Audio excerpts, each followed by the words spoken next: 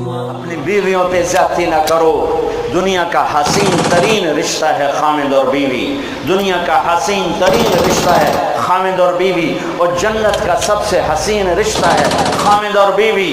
ماں باپ کے لیے چند آیات، بہن بھائیوں کے لیے چند آیات، اولاد کے لیے چند آیات، خامد بیوی کے لیے سینکڑوں آیات ہیں، سینکڑوں آیات ہیں، سینکڑوں آیات ہیں۔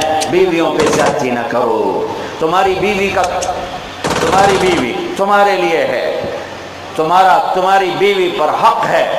اللہ کی قسم تمہاری ماں کا تمہاری بیوی پہ کوئی حق نہیں ہے، تمہارے باپ کا تمہاری بیوی پہ کوئی حق نہیں ہے، تمہاری بہن کا تمہاری بیوی پہ کوئی حق نہیں ہے۔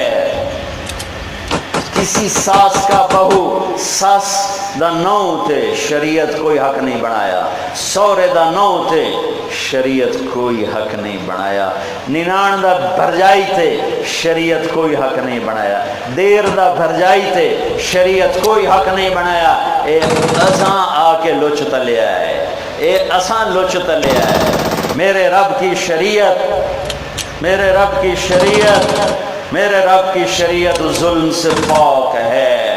کسی کی بیٹی کو میں لے کر آیا ہوں تو اللہ نے اسے میرے لیے بھیجا ہے، میرے بچوں کی ماں بنے، میرے بچوں کی تربیت کرے۔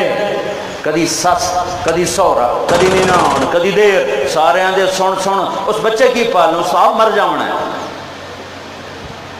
وہ چولہے کے لیے نہیں آتی ہے، وہ نسل پالنے کے لیے آتی ہے۔ ہاں میں یہ نہیں کہتا میں کسی کو بغاوت میں نہیں ابھار رہا ہوں، جو ظلم ہو رہا ہے وہ بتا رہا ہوں۔ میں آنے والی لڑکیوں سے کہتا ہوں اپنے خاوند کے ماں باپ کی خدمت کرو، یہ ان کی عزت ہے، ان کی آبرو ہے، ان کی بڑائی ہے۔ لیکن میں سسرال سے کہتا ہوں کہ اس پر حق نہ جتلاؤ، اس پر حق نہ جتلاؤ۔ اپنی بیویوں کو حسن سلوک سے زندہ رکھو۔ میرے نبی نے آخری خطبے میں بیویوں کا حق بتایا، بہن بھائی کا نہیں بتایا، ماں باپ کا نہیں بتایا، دادے دادی نانے نانی کا نہیں دسیا، صرف بیویاں کا حق دسیا، صرف بیویوں کا حق بتایا۔ استوصوا بالنساء خیرا، اپنی بیویوں کے ساتھ تمہیں اچھے سلوک کا کہہ رہا ہوں، کیونکہ بیوی کے روپ میں کہیں بیویاں بھی ظالم نکلتی ہیں، کہیں عورتوں نے گھر اجاڑ دیے۔ کوئی ایسی بات نہیں ہے کہ ادھر رابعہ بصری بیٹھی ہوئی ہیں، ادھر بھی کئی شتوں بڑے آ جاندے ہیں۔